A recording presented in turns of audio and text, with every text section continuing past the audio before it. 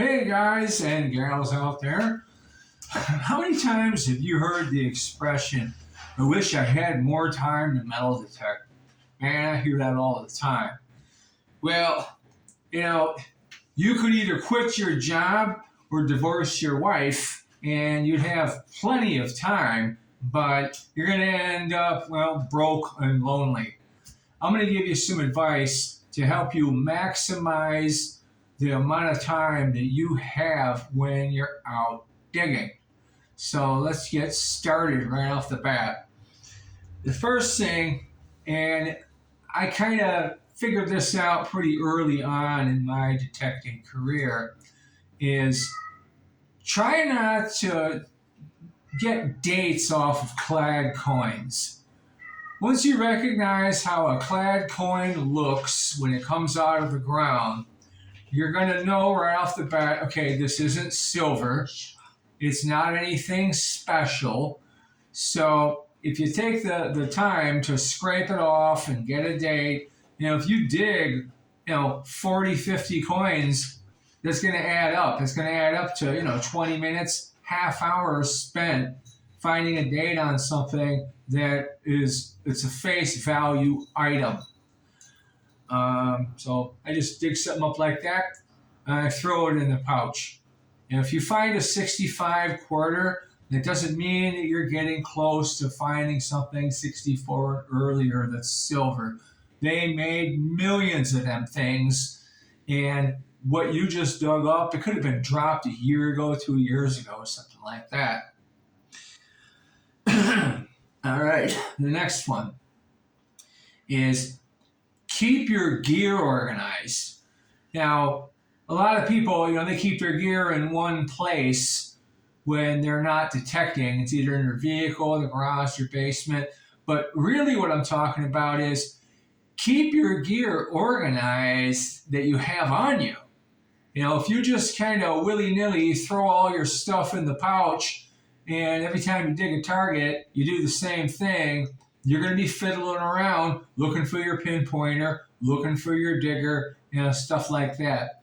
Try to develop a routine so that, when you get down to dig a target, you do the same thing every time. You stab your digger in the ground, recover your target, put the digger back in its sheath, put your pinpointer back in the sheath. I kind of have an order that I do things in. It also helps you to make sure that you don't forget and leave something behind. Nobody wants to do that, right? Okay. Another one is to avoid people.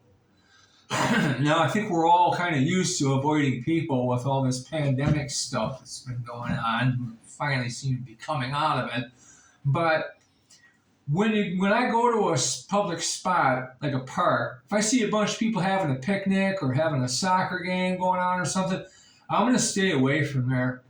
I don't want to have people coming up, asking me questions, things like that. It's great if someone's interested in a hobby, and you want to kind of be an ambassador and show them something, but you do too much of that, and you're going to eat up all your time that you could spend swinging and finding something.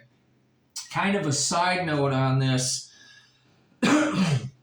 excuse me, I got a little bit of a cough tonight, is to watch out for kids.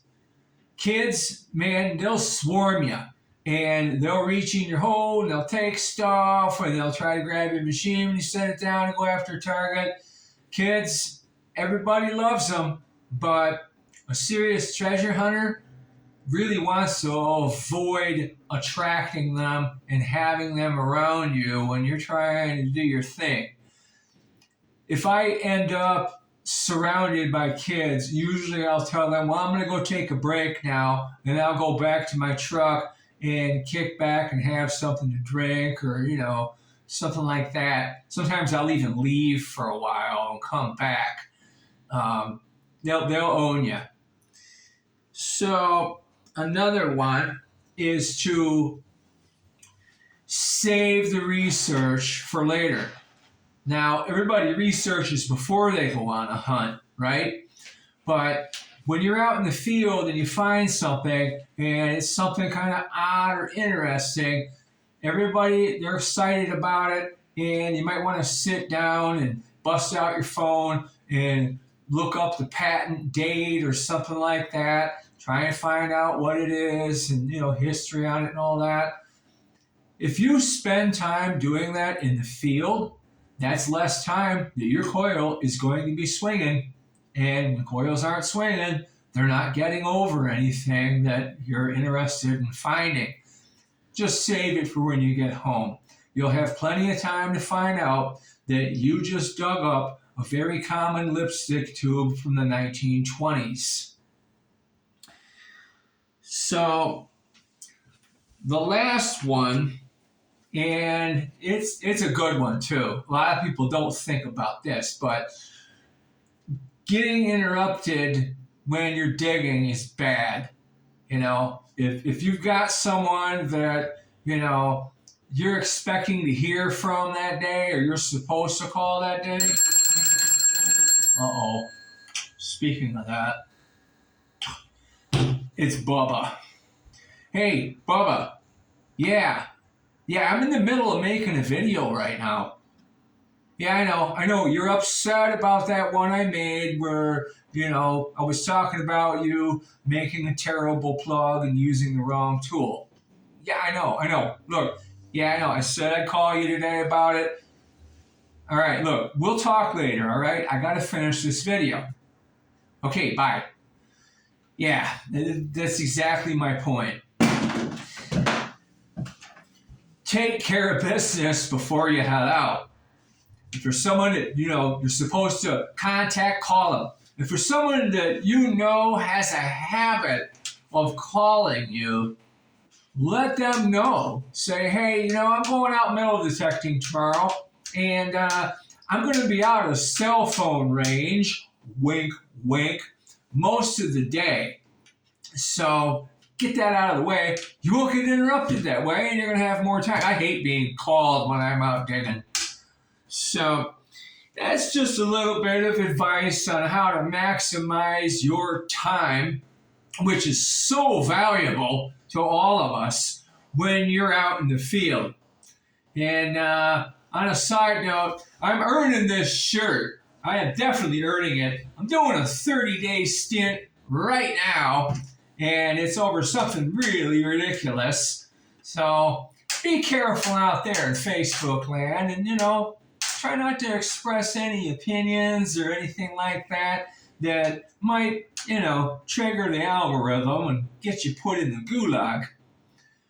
Until then, I'll see you next time here on Freedom Diggers Metal Detecting. Be sure to turn on that notifications bell when you subscribe, and drop me a comment. Let me know what you think of this one. We'll see you next time. Keep it dig free or die.